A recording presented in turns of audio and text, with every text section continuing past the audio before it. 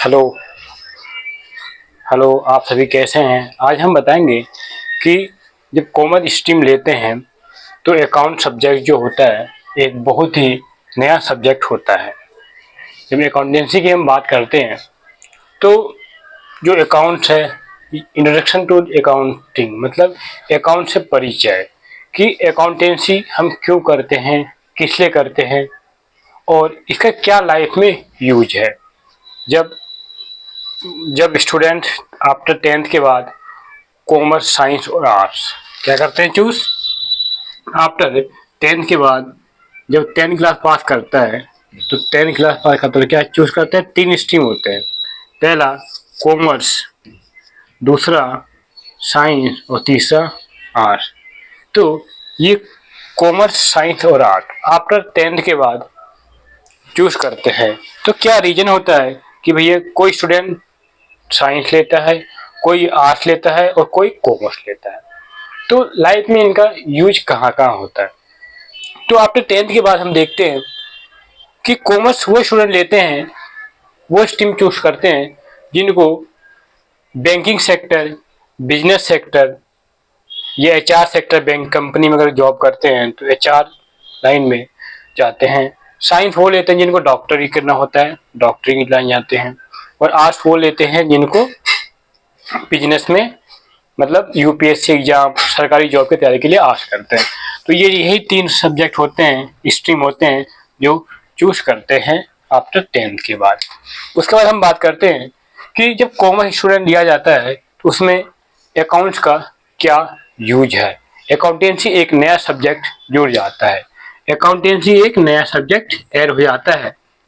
क्योंकि कॉमर्स में यदि आपको अकाउंट्स नहीं मिला तो कॉमर्स बेकार है। क्योंकि अकाउंट्स में बिजनेस का हिसाब किताब लिखा जाता है। अकाउंट्स का मतलब ही होता है लेखा जोखा, हिसाब किताब रखना बिजनेस का।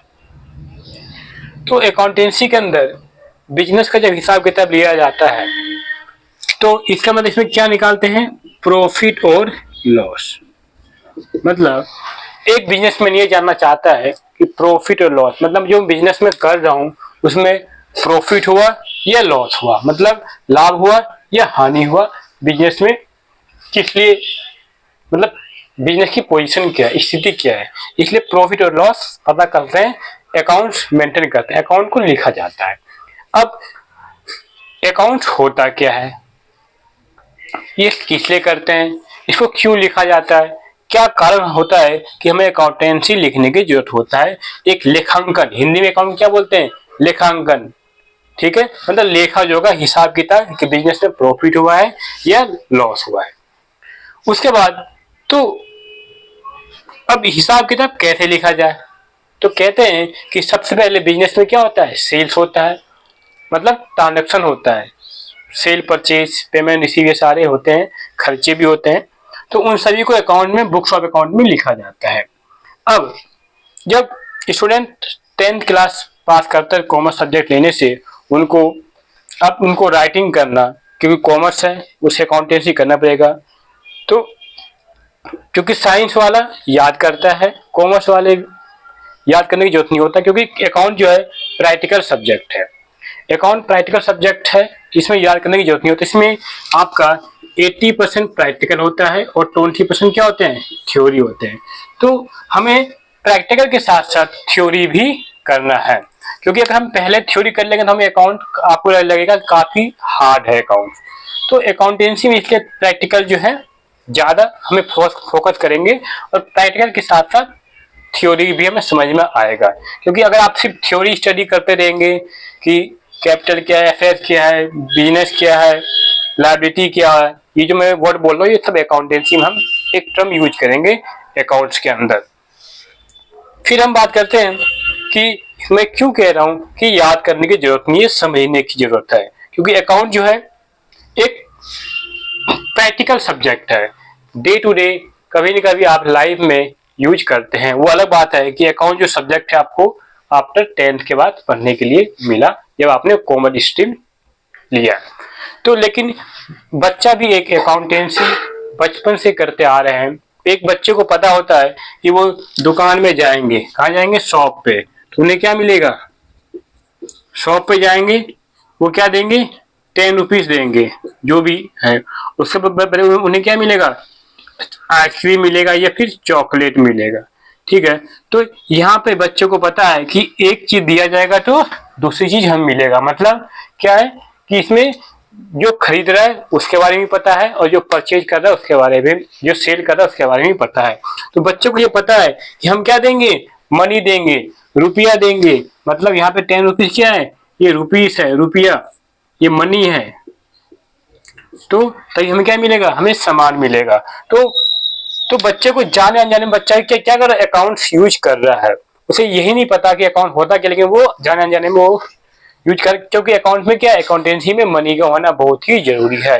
अगर अकाउंट के अंदर मनी नहीं है तो अकाउंट क्या है, वैल्यूलेस, उसकी कोई वैल्यू नहीं है। इसलिए जब भी हम अकाउंट की बात करेंगे ओनली हम मनी का ही बात करेंगे, उन्हीं का हिसाब किताब करेंगे।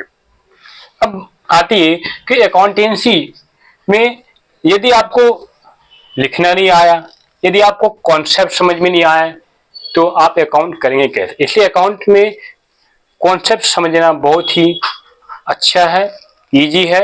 यदि आपने मन लगा के किया तो आप अकाउंटेंसी आपको बहुत इजी लगेगा, क्योंकि साइंस वाले याद करते रहते हैं बायोलॉजी के बारे में, केमिस्ट्री के बारे में साइंस के स्टूडेंट याद करते हैं। लेकिन आर्ट्स वाले भी हिस्ट्री, अकबर के जमाने में क्या हुआ, हुमायूं के जमाने में क्या हुआ, वो सभी याद करते हैं। लेकिन कॉमर्स में मैंने बताया आपको पहले ही 80% क्या होता है, प्रैक्टिकल होता है। तो प्रैक्टिकल जब होता है, बाकी 20% क्या होता है, थ्योरी। इसलिए हमें प्रैक्टिकल के साथ साथ थ्योरी पे ध्यान देना है। अब कॉमर्स को याद करने की जरूरत नहीं होता, क्योंकि इसमें कॉन्सेप्ट यदि आपने क्लियर रखा, ये प्रैक्टिकल होता है, तो आपको अच्छी तरह से समझ में आएगा।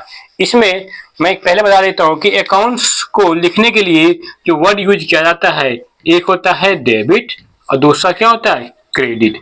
जैसे कि आप पहली क्लास में बच्चों को एबीसीडी क्या सिखाते हैं, एबीसीडी या 1 2 3 4 सिखा जाता है। उसी प्रकार जब कॉमर्स में अकाउंट्स स्टूडेंट राइटिंग करने के लिए आता है, स्टडी करने के लिए आता है, तो उनको डेबिट और क्रेडिट के बारे में, जैसे मैथ में एबीसीडी, सॉरी इंग्लिश में एबीसीडी, मैथ में 1 2 3 और प्लस माइनस किया जाता है, ठीक उसी प्रकार अकाउंटेंसी में डेबिट क्रेडिट, मतलब जैसे प्लस और माइनस की जरूरत होते हैं, उसी प्रकार अकाउंट में डेबिट क्रेडिट को लिखा जाता है।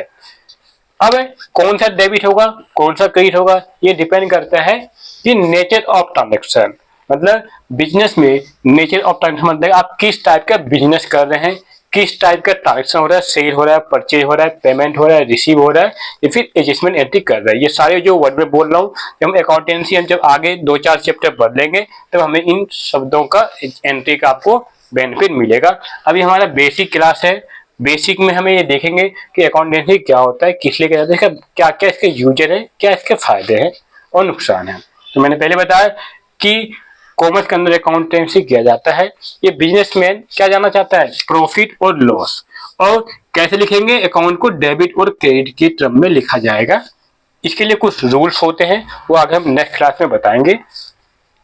अब अकाउंटेंसी जो होता है ये प्रैक्टिकल है। यदि आप पूरी किताब पढ़ के जाएंगे, फॉर एग्जाम्पल कोई अगर कार सीखना चाहता है, वो पूरी किताब पढ़ के जाए, कार कैसे ड्राइव किया जाता है, कैसे क्लच होता है, कैसे गियर होते हैं, ठीक है, तो वो किताब पढ़ के जाएगा, बट क्या वो कार को चला नहीं पाएगा। लेकिन एक पर्सन उनको कार में डायरेक्ट बैठा देता है और उनको ड्राइव करना सिखाता है कि स्टीयरिंग कैसे पकड़ना है, तो वो कहीं ना कहीं प्रैक्टिकल में वो ज्यादा सीखेगा और थ्योरी में कम। इसलिए अकाउंटेंसी, मैं बार बार यही कह रहा हूँ कि अकाउंटेंसी क्या है, प्रैक्टिकल है, ना कि याद करने की जरूरत है। कॉन्सेप्ट समझ में आ गया तो आप चाहे कंपनी का अकाउंट देखें, चाहे प्रोप्राइटरशिप का अकाउंट देखें, चाहे पार्टनरशिप का देखें, आपको कहीं पे भी घबराने की जरूरत नहीं है। यदि आपको कॉन्सेप्ट क्लियर है तो आपको अकाउंटेंसी लिखने में कोई दिक्कत नहीं आएगा, बुक्स ऑफ अकाउंट्स को राइट करने में कोई दिक्कत नहीं आएगा। चाहे आप वर्किंग अपने कॉमर्स लिया है तो किसी कंपनी में as a accountant, as a C आप वर्किंग कर सकते हैं। कॉमर्स के फील्ड में आप फाइनेंस डिपार्टमेंट वही भी वर्किंग कर सकते हैं। तो ये चीजें हैं कि डेबिट क्रेडिट के बाद हमको बता दिया। अब है कि अकाउंट को हम कैसे, क्या रीजन है कि अकाउंट लिखते हैं, इनका कुछ डेफिनेशन भी होता है। परिभाषा। तो हम बताते हैं, इससे पहले आपको ये बता देता हूँ कि जो अकाउंट है इसमें कॉमर्स की नज़रों में, जो कॉमर्स है उसके नज़रों में अकाउंटेंसी जो है उसमें एक होता है रियल पर्सन। मैं कहता हूँ मिस्टर रामलाल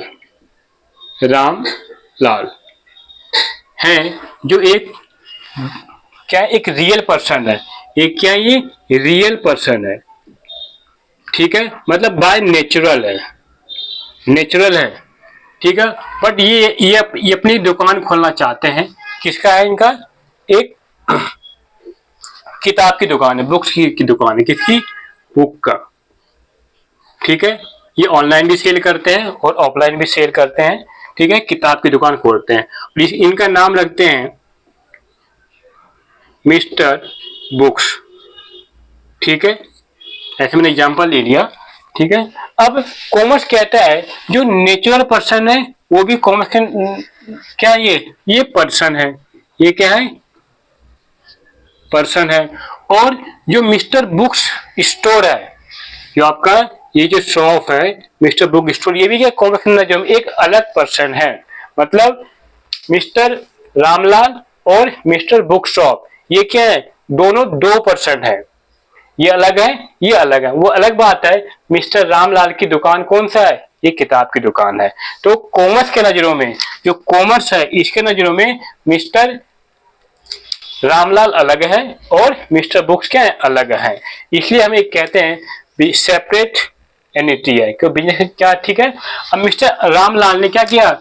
इसमें पैसे लगाए, कितना? 4 लाख रुपये। मतलब जब इनको किताब की दुकान खोलनी थी तो इन्होंने 4 लाख रुपए क्या लगाए? बिजनेस में लगाए। और कोई भी बिजनेस करने के लिए आपने पैसा लगाया उसे क्या बोलते हैं? कैपिटल, मतलब पूंजी कहते हैं। इसको क्या बोलते हैं? कैपिटल। इसे हिंदी में क्या बोलते हैं? पूंजी। मतलब कोई भी बिजनेसमैन बिजनेस करेगा, चाहे वो चाय की दुकान खोले, राशन की दुकान खोले या कोई कार का शोरूम खोले, तो पहले वो क्या लगाता है? कैपिटल, जिसे हम पूंजी कहते हैं, जो बिजनेस में इन्वेस्ट किया जाता है। क्योंकि इसके बिना, विदाउट कैपिटल के बिना क्या है? कोई भी बिजनेस स्टेबलाइज नहीं हो सकता। अब कैपिटल, इसे क्या बोलते हैं? कैपिटल सी से कहते हैं। अब कई बार क्या होता है, अब मिस्टर रामलाल को 1 लाख की और जरूरत है। अब इनके पास पैसे नहीं है, इन्होंने क्या किया? इन्होंने लोन लिया। किससे? अपने दोस्त यार से या बैंक से लोन लिया, ठीक है।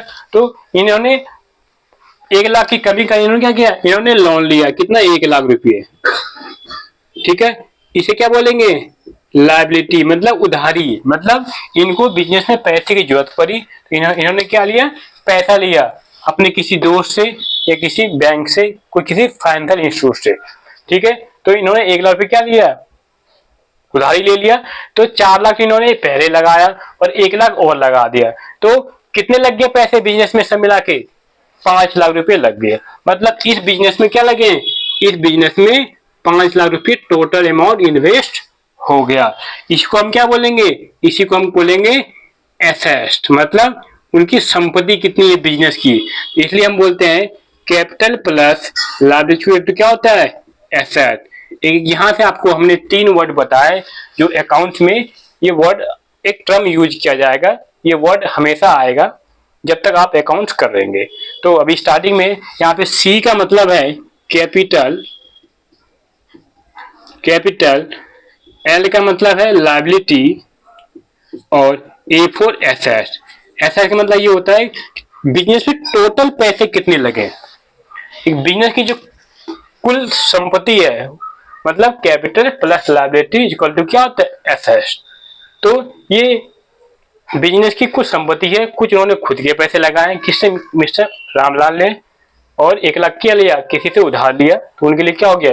लोन हो गया, ठीक है। तो 4 लाख और प्लस 1 लाख कितने हो गए? 5 लाख। तो यहां तक बात समझ में आई कि बिजनेस क्या होता है? एक सेपरेट लीगल एंटिटी होते हैं। अब बात हम करते हैं कि जब अकाउंट लिखा जा रहा है, इतने सारी चीज इसमें मनी का इन्वॉल्व है, तो हमें किन किन एंट्रियों को हमें अकाउंट में लेना है। तो अकाउंट में ऐसे कौन कौन से चीजों को लिया जाएगा?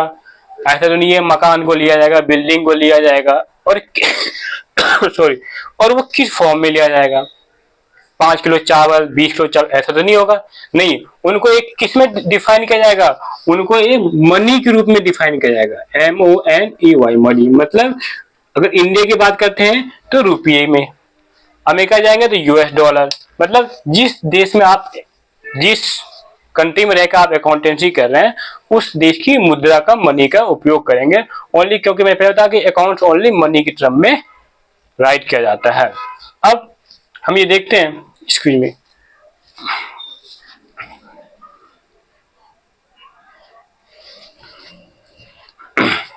अब हम देखते हैं कि मनी के रूप में लिखा जाएगा। अब इनका कुछ डेफिनेशन होता है, परिभाषा होता है, जिस प्रकार से हम इकोनॉमिक्स पढ़ते हैं, इकोनॉमिक्स की परिभाषा है ना, ठीक है। तो उसी प्रकार से अकाउंटेंसी में इंट्रोडक्शन टू अकाउंट, अकाउंटेंसी मतलब लेखांकन से परिचय, कि अकाउंटेंसी की जो डेफिनेशन है वो कह रहा है, यहाँ पे मैंने बोर्ड पे लिखा है, आप देखिएगा, ये लिखा हुआ है meaning and definition of accounting, मतलब अकाउंटेंसी की परिभाषा क्या कहता है। Accounting is defined as the systematic processes, मतलब यहाँ पे एक वर्ड आ गया क्या, प्रोसीजर, पहले स्टडी कर लेते हैं।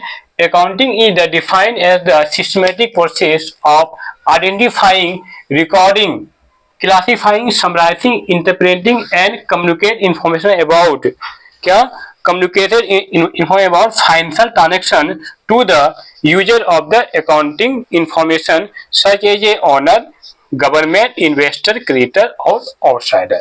यहाँ पे यह बता, यहाँ पे पहला वर्ड आया, क्या कह रहे हैं, अकाउंटिंग इज द, क्या, एज द सिस्टमेटिक प्रोसेस, मतलब अकाउंट क्या है, एक प्रक्रिया है, मतलब ये ऐसा नहीं है कि एक बार में हो गया, मतलब एक बार में कोई काम किया और फटाक से अकाउंट हो गया, नहीं।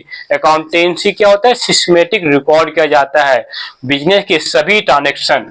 एक मैंने वर्ड बताया, क्या, ट्रांजेक्शन, मतलब ट्रांजेक्शन का यूज TRAN, ऐसे ट्रांजेक्शन मतलब क्या होता है, लेन देन, मतलब लेन और देन, इन सभी को रिकॉर्ड किया जाता है जो बिजनेस में ट्रांजेक्शन होते हैं। इसलिए अकाउंटेंसी क्या है, प्रोसीजर, मतलब पहला स्टेज कंप्लीट हुआ, दूसरा, फिर तीसरा, इससे क्या आता है, प्रॉफिट या लॉस, मतलब बिजनेस में प्रॉफिट हुआ या लॉस हुआ, इसलिए कहा गया है अकाउंटेंसी क्या है, एक प्रोसेस है, प्रक्रिया है, ऑफ आइडेंटिफाई, रिकॉर्डिंग, क्या करते हैं हम पहचानते हैं, उसके बाद रिकॉर्डिंग करते हैं आइडेंटिफाई करके, फिर क्लासीफाई, क्या करते हैं हम देखते हैं किस नेचर का है, और फिर समराइजिंग मतलब सजाते हैं उसको, फिर क्या करते हैं कम्युनिकेटिंग, फिर हम कम्युनिकेट करते हैं, फिर इंफॉर्मेशन अबाउट फाइनेंशियल ट्रांजेक्शन, मतलब जो पैसे से लेन देन है, अकाउंट में हम उन्हीं चीज का हिसाब रखते हैं जो बिजनेस के पॉइंट ऑफ व्यू से, क्या, हमें मिस्टर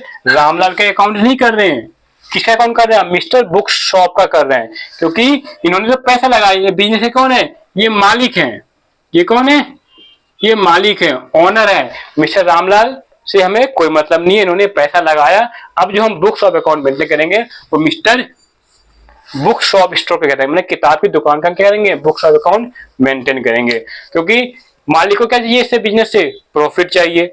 इसलिए कॉमर्स जब कहता है कि अलग है भैया, सेपरेट अलग है, आप अलग हो, आप अलग हो, अकाउंट जो लिखने की जरूरत है मिस्टर बुक स्टोर, हम किताब का अकाउंट लिखेंगे, जो भी बिजनेस में ट्रांजेक्शन होगा, सेल परचेज लेन देन, वो बुक्स ऑफ अकाउंट के थ्रू होगा। तो वही कह रहा है कि वो भी कौन से नेचर का, फाइनेंशियल ट्रांजेक्शन का, मतलब जो पैसे से लेन देन हो, मतलब मनी के रूप में जो लिखा जा सके। फिर कह रहा है user of the accounting information such as the owner, किसके लिए, ओनर के लिए, किसके लिए, सरकार के लिए, गवर्नमेंट, इन्वेस्टर और आउटसाइडर और क्रेडिटर।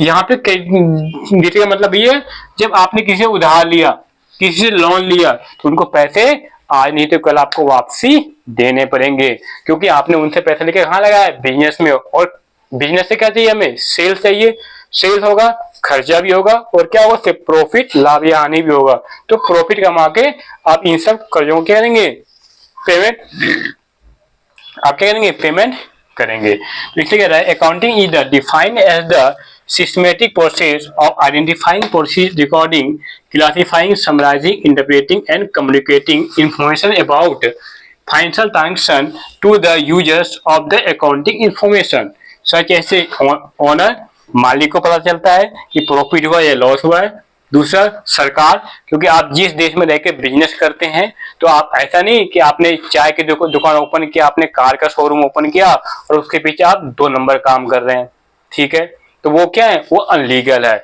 तो अकाउंटेंसी हम उन्हीं चीजें लिखेंगे जो कि लीगल हो, बाय लॉफुल हो, कानून की नजरों में बिल्कुल सही हो समाज में, क्योंकि आप जिस समाज में रहते हैं उस समाज को क्या करते हैं, आप अच्छी सर्विस प्रोवाइड करते हैं, इसलिए इसलिए सरकार भी क्या करते हैं, आपके बुक्स ऑफ अकाउंट को चेक करेंगे।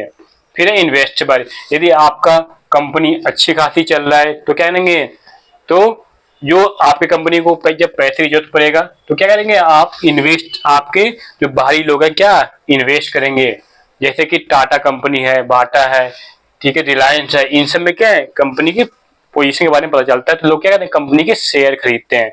शेयर आपको जब पढ़ेंगे बिजनेस में तब पढ़ाएंगे, अकाउंट में भी शेयर सब्जेक्ट है, ठीक है, बट हम कह रहे हैं इन्वेस्टमेंट में बाहर से इन्वेस्ट करते हैं। फिर आता है क्रेडिटर, आपने जिससे माल खरीदा है उनको क्या करना है, उनको पैसे देना है, ठीक है, क्योंकि उधारी माल खरीदते हैं तो आज नहीं तो कल उसको पेमेंट करने पड़ेंगे। फिर आता है आउटसाइडर, इसके अलावा और भी आउटसाइडर छोटे मोटे खर्चे के लिए भी हम पेमेंट करते हैं। तो इन्हीं को अकाउंट में सिर्फ बिजनेस के पॉइंट ऑफ व्यू में बिजनेस में होने वाले ट्रांजेक्शन को रिकॉर्ड किया जाता है और उससे हमें क्या निकलता है, उनसे हमें प्रॉफिट या लॉस निकलता है। अब इसके बाद हमने डेफिनेशनल स्टडी कर लिया है, आपको यहाँ तक अंदाजा हो गया होगा कि अकाउंट में ओनली उन्हीं चीजों का रिकॉर्ड किया जाता है जो बिजनेस ट्रांजेक्शन से रिलेटिव है, जो बिजनेस, यहाँ मिस्टर किताब जो मिस्टर बुक्स स्टोर है, इनका ही हिसाब किताब बिजनेस में लिखा जाता है और ये इनकी डेफिनेशन है बताया। तो यहाँ पे हर जगह आपने क्या देखा, हर जगह मनी का होना क्या है, जरूरी है, अगर अकाउंट में मनी नहीं है तो उसको बेकार है। उसके बाद हम देखते हैं कि कई बार कि जब बिजनेस ट्रांजेक्शन होते हैं तो इनके अब मनी के रूप में तो लिखा जाएगा, मनी के रूप में लिखने का मतलब ये नहीं आप कुछ भी लिख दो, हम उन्हीं को रिकॉर्ड करेंगे जो बिजनेस के पॉइंट ऑफ व्यू से सही है और बिजनेस में एक एक एंट्री को रिकॉर्ड किया जाता है, ठीक है।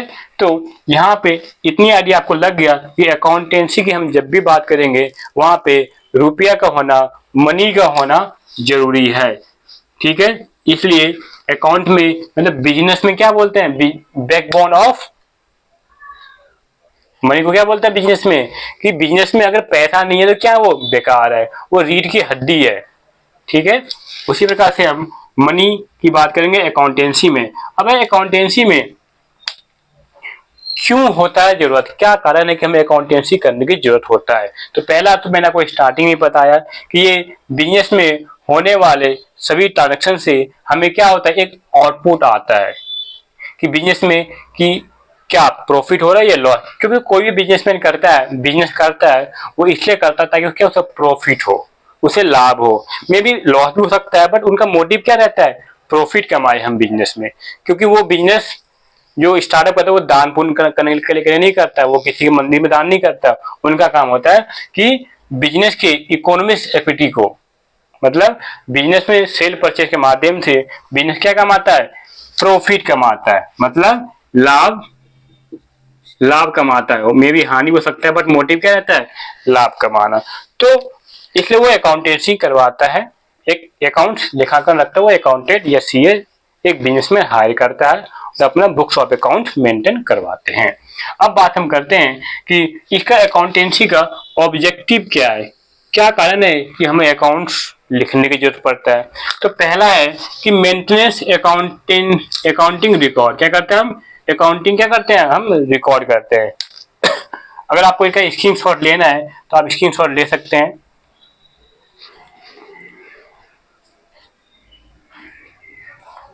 ठीक है। तो ये इंपॉर्टेंट टॉपिक है कि ऑब्जेक्टिव ऑफ अकाउंटिंग मतलब मेंटेन बुक्स ऑफ अकाउंट करते हैं, मतलब अकाउंटिंग रिकॉर्डिंग करते हैं। दूसरा है प्रॉफिट एंड लॉस, मतलब लाभ और हानि हम पता करते हैं बिजनेस में कि हमारे बिजनेस की में क्या हो रहा है। फिर कहते हैं फाइनेंशियल पोजीशन ऑफ बिजनेस, मैंने कहा ना कि अगर अकाउंटिंग आप लिखेंगे नहीं, देखो कोई भी चीज होता है आप यदि आप नहीं लिखते हैं तो बाद में क्या होता है, भूल जाते हैं, इसलिए हम वैसी चीजों को क्या करते हैं, हम लिख लेते हैं। इसलिए अकाउंट में जब कोई सेल्स होता है, आप कहीं परचेज करने जाते हैं टीवी फ्री मोबाइल, तो वहां से आपको बिल मिलता है जिसे हम बोलते हैं इनवॉइस, ठीक है, उसमें जीएसटी भी लग के आता है विद टैक्स। तो हम क्या करते हैं उसको, अगर वो बिल नहीं बनाएंगे तो आपने कब परचेज किया था आपको नहीं पता रहेगा, क्योंकि अकाउंट में डेट टाइम का बहुत ही इंपॉर्टेंट रोल है। ठीक है, तो फाइनेंशियल पोजीशन ऑफ बिजनेस, तो एक बिजनेस में ये जानना चाहता है कि हमारे बिजनेस में स्थिति क्या है, मतलब capital plus liability equal to asset, मतलब कितना कैपिटल लगा है, कितनी हमें बाहर वालों को देना है, और बिजनेस की टोटल एसेट यहाँ पे कितनी आ गई आपकी, यहाँ पे आ गई 4 लाख प्लस 1 लाख रुपये इक्वल टू कितने हो गए 5 लाख। तो ये 5 लाख जो है बिजनेस की क्या होगी, टोटल एसेट हो गई। ठीक है, तो वही है। फिर फैसिलिटी मैनेजमेंट, मतलब यदि अगर आप मैनेजमेंट सही लेके चलेंगे तो आपका बिजनेस भी अच्छा खासा ग्रोथ करेगा। जैसे एग्जांपल लेते हैं हम, टाटा है, बिरला है, रिलायंस है, एजीओ है, ये सारे क्या है, ये इनका मैनेजमेंट सही है तो इनका ग्रोथ करेगा बिजनेस। फिर providing accounting information to users, मतलब क्या करते हैं हम, जो मतलब जो हमारे बिजनेस से रिलेटिव पर्सन है, चाहे वो इनसाइडर हो चाहे आउटसाइडर, वो बिजनेस के बारे में क्या करते हैं, उनको हम इंफॉर्मेशन देते हैं, चाहे सरकार का हो, ओनर हो, इन्वेस्टर हो या क्रेडिटर हो। फिर आता है प्रोटेक्टिंग बिजनेस एसेट, क्या करते हैं, देखो हमने पैसा लगाया 4 लाख और 1 लाख, टोटल 5 लाख। अब 5 लाख हमने किस लिए लगाया बिजनेस में, ताकि हमारा बिजनेस बढ़ता जाए, इससे हम प्रॉफिट का मतलब हमारी एसेट क्या हो, बढ़ती जाएगी, प्रॉफिट। ठीक है, तो इसलिए बिजनेस में क्या होता है, प्रोटेक्टिंग बिजनेस एसेट्स की। तो ये कुछ ऑब्जेक्टिव है जो मैंने मोस्ट मोटे लिख दिए, 6 हैं। उसके बाद हम बात करते हैं कुछ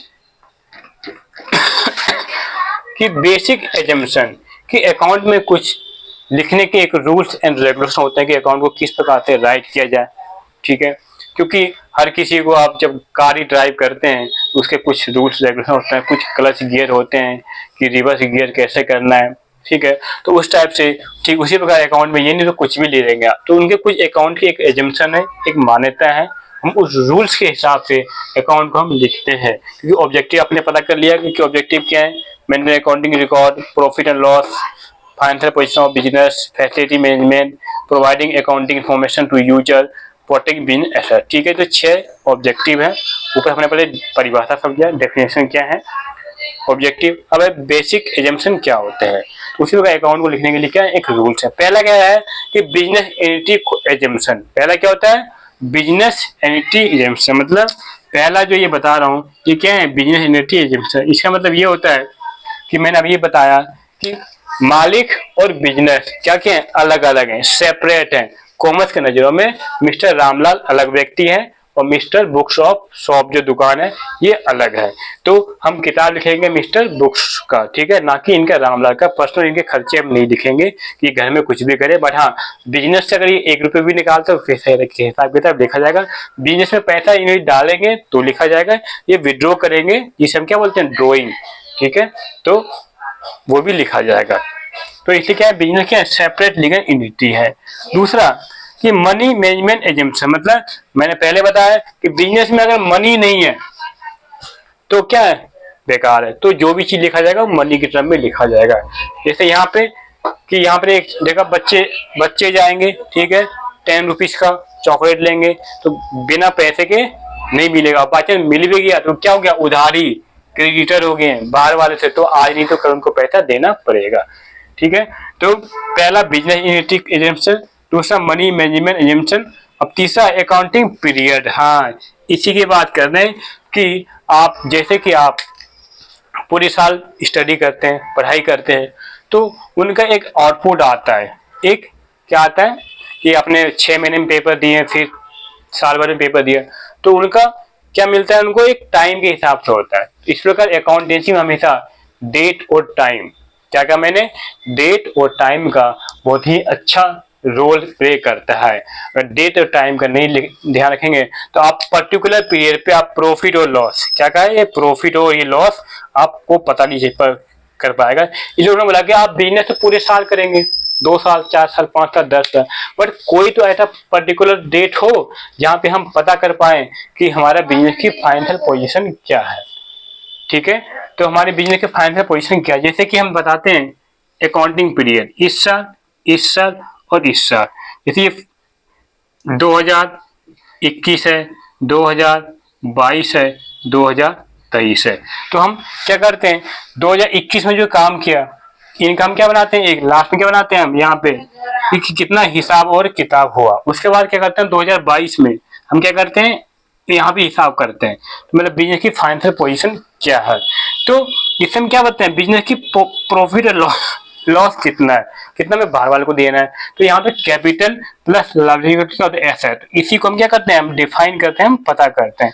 इसलिए अकाउंटिंग पीरियड का होना बहुत ही जरूरी है। हमारे इंडिया में बता देता हूँ कि हमारी अकाउंटिंग पीरियड है वो 1 अप्रैल टू कितना 31 मार्च। हमारे देश में जो मतलब लेखांकन पीरियड है वो 1 अप्रैल से 31 मार्च, जैसे आपका पेपर आपका 31 मार्च के महीने में होता है, तो उसी प्रकार 1 अप्रैल टू 31 मतलब 12 मंथ हमारे इंडिया में इसी को अकाउंटिंग पीरियड माना जाता है। दूसरा, अगर इंग्लिश के हिसाब से देखें, अंग्रेजों के हिसाब से वो है 1 जैन टू 31 दिसंबर, यहाँ भी 12 मंथ। मतलब आप जो 12 महीने का हिसाब किताब निकालना चाहता है बिजनेसमैन, तो कैसे निकालेंगे, पहला बनेगा ट्रेडिंग, दूसरा प्रॉफिट एंड लॉस, तीसरा बैलेंस शीट। ये मैं आपको वर्ड बता रहा हूँ, trading account, profit loss, balance sheet. ये अकाउंट हम आगे पढ़ेंगे तो हमें इन्हीं को हम बुक्स ऑफ अकाउंट में रिकॉर्ड करेंगे। बेसिक है, बस मैं नाम बता रहा हूँ, trading account, profit and loss और बैलेंस शीट। बैलेंस शीट मतलब जिस प्रकार से आप 10th या 12th पास करते हैं क्या मिलता है, मार्कशीट मिलता है, उसमें किस सब्जेक्ट में कितने नंबर आए। ठीक उसी प्रकार होता है बिजनेस, क्या निकालते हैं, प्रॉफिट या लॉस निकालते हैं कि भैया इस 2021 में आपने कितना कमाया, कितना देना था, कितना लेना है, कितना प्रॉफिट हुआ, 22 में कितना कमाया, 23 में कितना कमाए। तो इन सभी को ध्यान में रखते हुए अकाउंटिंग पीरियड एजम्पशन। तो पहला हमने पढ़ा बिजनेस इंस्टीट्यूट एजम्पशन, दूसरा मनी मैनेजमेंट, तीसरा हमने पढ़ा अकाउंटिंग पीरियड एजम्पशन। अब चौथा है गोइंग कंसर्न। ये फोर्थ जो एजम्पशन है, ये इससे आप ये समझ लो कि कोई भी बिजनेस स्टार्ट करता है तो ये मानता है कि ये क्या होगा, ये पूरे साल चलेगा, पूरे साल मतलब हर एक साल चलता रहेगा बिजनेस। ये नहीं कि आज आपने दुकान स्टार्ट किया और कल बंद कर देंगे, वो बिजनेस नहीं कहलाएगा। बिजनेस का मतलब है कि आपको यही नहीं पता कि ये क्लोज कब होगा, मतलब कंटिन्यू चलता रहेगा। जैसे कि 1 साल चला, 2 साल चला, मतलब अनंत, इसे क्या बोलते हैं, इन्फिनिटी, मतलब अनंत बिजनेस चलता रहेगा। तो इसलिए क्या मानते हैं, गोइंग कंसर्न मतलब कंटिन्यू चलता रहेगा। तो क्योंकि अगर आपने कोई चीज परचेज किया, आज परचेज किया कल सेल कर दिया, तो वो बिजनेस नहीं होगा। आप डेली परचेज कर रहे हैं, डेली सेल कर रहे हैं और आगे फ्यूचर बिजनेस कर रहे हैं, तो क्या होगा, वो आपका गोइंग कंसर्न रहेगा। तो ये कुछ 4 एजम्पशन है। पहला बिजनेस इंडस्ट्री एजम्पशन, तीसरा मनी मैनेजमेंट, चौथा तीसरा पीरियड और चौथा आपका गोइंग, सॉरी 4 है, 1 2 3 4। तो ये एजम्पशन है, इसी के ब्याह पे हम अकाउंटेंसी हम करेंगे। ठीक है, तो अब अकाउंटेंसी एक मैं और पहले बता देता हूँ यदि आप बुक्स ऑफ अकाउंट सही से मेंटेन आप नहीं करते हैं तो इससे क्या होता है, कई बार आपको बैंक से फाइनेंस की नीड होती है, तो आप क्या दिखाएंगे उनको दिखाएंगे बैलेंस शीट। बैलेंस शीट को हिंदी में बोलते हैं तलपट। ठीक है, तो आप उनको बैलेंस शीट दिखाएंगे तो वो भी एक क्या होता है, एक लीगल डॉक्यूमेंट होता है। तो आगे हम बताएंगे कि किस प्रकार से इसको यूज किया जाता है। तो फिलहाल बेसिक इतना ही था। थैंक यू, धन्यवाद।